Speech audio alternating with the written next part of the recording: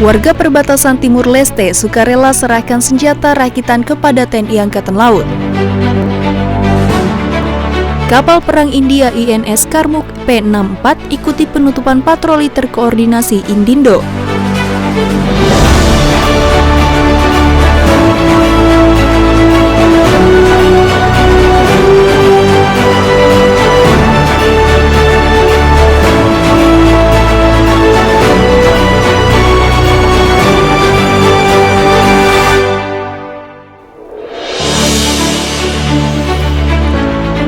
Kebahagiaan tidak bergantung pada siapa Anda atau apa yang Anda punyai.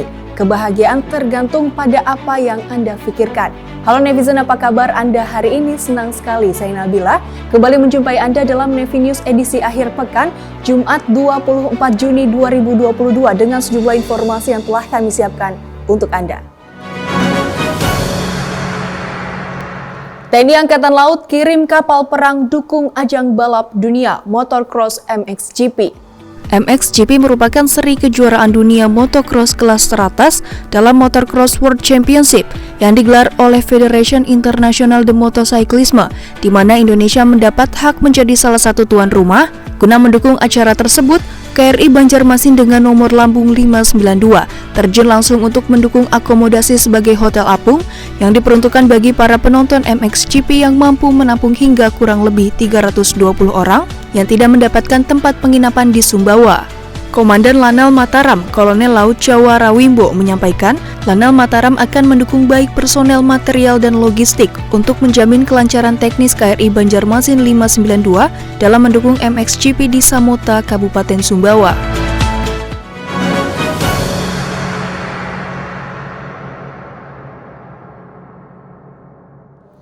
Warga perbatasan Timur Leste sukarela menyerahkan senjata rakitan kepada TNI Angkatan Laut.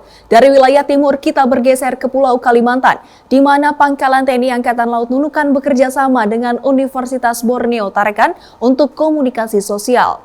Warga masyarakat yang berdomisili di perbatasan Republik Indonesia dan Timur Leste di Desa Dualas, Kecamatan Kakuluk, Mesak, Antonio Gomez dan Francisco da Silva secara sukarela mendatangi pos Angkatan Laut Atapupu, Kabupaten Belu, Nusa Tenggara Timur untuk menyerahkan 4 pucuk senjata api rakitan yang kemudian diserahkan kepada pangkalan utama TNI Angkatan Laut 7 Kupang. Senjata api laras panjang dan laras pendek sejenis rakitan ini merupakan senjata yang pernah digunakan pada saat konflik antara masyarakat eks-milisi yang pro terhadap pemerintahan Republik Indonesia dengan warga Timur-Timur. Komandan Pangkalan Utama TNI Angkatan Laut 7 Kupang, Laksamana Pertama TNI Dr. Heribertus Yudo Warsono, sangat memberikan apresiasi atas kesadaran warga yang datang sendiri untuk menyerahkan senjata serta diamankan aparat TNI Angkatan Laut.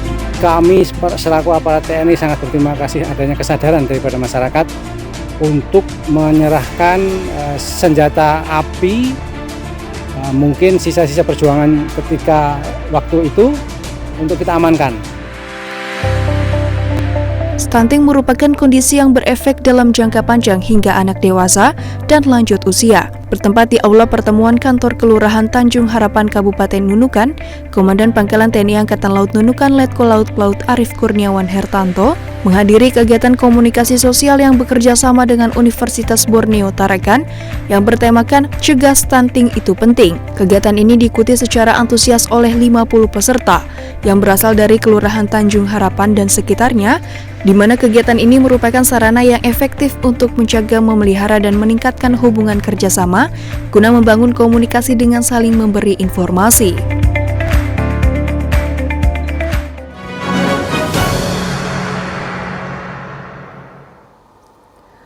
TNI Angkatan Laut membuktikan kedekatannya dengan masyarakat, salah satunya yang dilakukan oleh Komandan Pangkalan Utama TNI Angkatan Laut 4 Tanjung Pinang yang menginspeksi kegiatan serter TNI Angkatan Laut di Pulau Penyengat. Selanjutnya dari Surabaya, Kepala Staf Koarmada II yang meninjau bakti kesehatan dan bakti sosial. Dalam rangka mengurangi beban masyarakat akibat dampak pandemi dan dalam mendukung program pemerintah untuk pemulihan ekonomi nasional, Komandan Pangkalan Utama TNI Angkatan Laut 4 Tanjung Pinang, Laksamana Pertama TNI Kemas M. Ihwan Madani, melaksanakan inspeksi kegiatan serbuan teritorial TNI tahun 2022 di Pulau Penyengat, Tanjung Pinang, Kepulauan Riau. Dalam kegiatan ini, Dan Lantamal 4 menyampaikan hasil dari kerjasama komponen masyarakat dan pemerintah daerah diharapkan dapat selesai tepat waktu dan untuk memastikan bahwa kegiatan Serter TNI ini berjalan sesuai rencana. Adapun Serter TNI saat ini meliputi pemasangan instalasi air untuk 50 rumah, renovasi 68 pompong, renovasi rumah tidak layak huni untuk 9 rumah warga, renovasi 27 becak motor, renovasi 1 tempat ibadah, renovasi 1 tempat pendidikan Al-Quran, tebar benih ikan kerapu cantang, sosialisasi atau penyuluhan dan pembagian sembako, pemberian seragam dan alat tulis di SD 007 Penyengat, serta pemberian perlengkapan olahraga kepada ketua organisasi pemuda.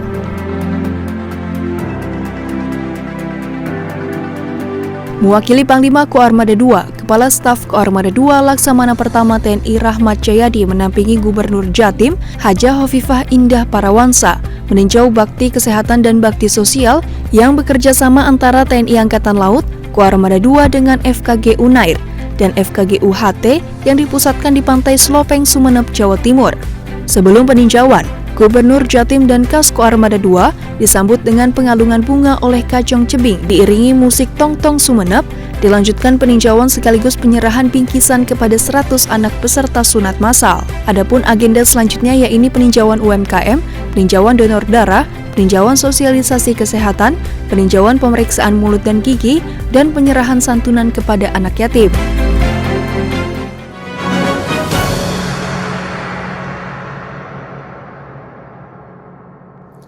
Berita kali ini datang dari siswa-siswi Taruna Nusantara yang menerima pembekalan Panglima Koarmada II. Dan tidak kalah menggemaskannya, TK Hang Tuah Lantamal 10 Jayapura mewarnai perpisahannya dengan menampilkan kolonel senjata. Dalam rangka karya wisata di Koarmada II, Panglima Koarmada II Laksamana Muda TNI Dr. TSNB Huta Barat memberikan pembekalan kepada siswa-siswi SMA Taruna Nusantara Magelang Angkatan ke-31 yang ini berlangsung di Gedung PTA Koarmada II Surabaya. Adapun materi yang disampaikan dengan menanamkan cinta tanah air dan memberikan pemahaman bahwa negara Indonesia adalah negara kepulauan terbesar di dunia, serta kaya akan sumber daya alam yang melimpah, yang dimana Angkatan Laut khususnya Koarmada II melaksanakan tugas pokok untuk menjaga kedaulatan pertahanan dan keamanan laut Indonesia. Sesuai kegiatan pembekalan, siswa-siswi Taruna Nusantara diberikan kesempatan untuk berkunjung ke KRJ jajaran Satkor Koarmada II, dilanjutkan menuju ke Monumen Kapal Selam Nanggala 402.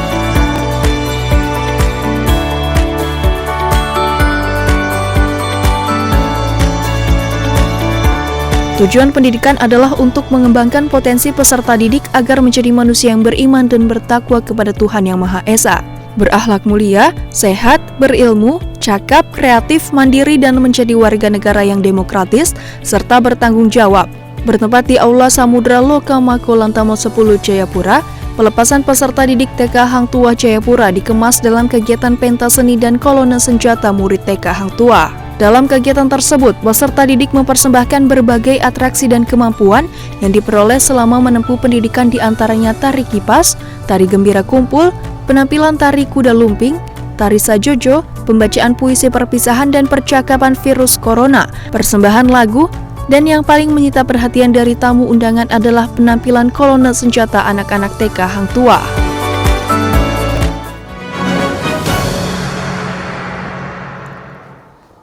Kapal perang India INS Karmuk P64 ikuti penutupan patroli terkoordinasi Indindo dan Patkor Indindo juga resmi ditutup oleh Dangus Kamla Koarmada 1. Untuk mengikuti acara penutupan patroli terkoordinasi yang dilaksanakan di Mako Lanal Sabang, kapal perang India INS Karmuk P64 mengunjungi kota Sabang dan bersandar di dermaga CT3 Badan Pengusahaan Kawasan Sabang, Kampung Kuta Timur, Kecamatan Sukakarya.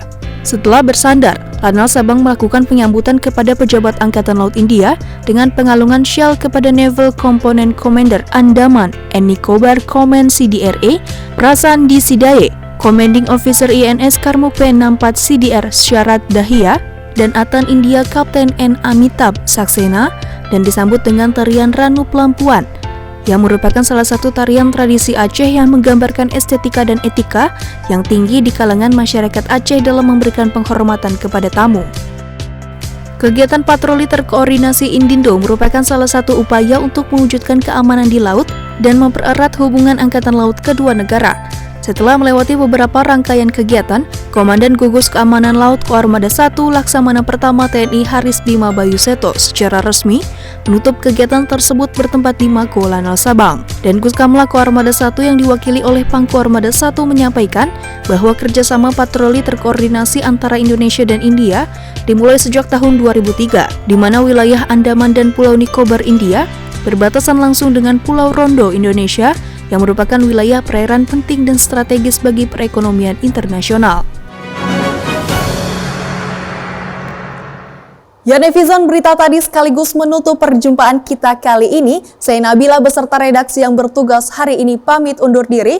Mari tim Jaya, Indonesia maju. Jelas Veva, Jaya Mahe. Justru di laut kita jaya. Terima kasih dan sampai jumpa.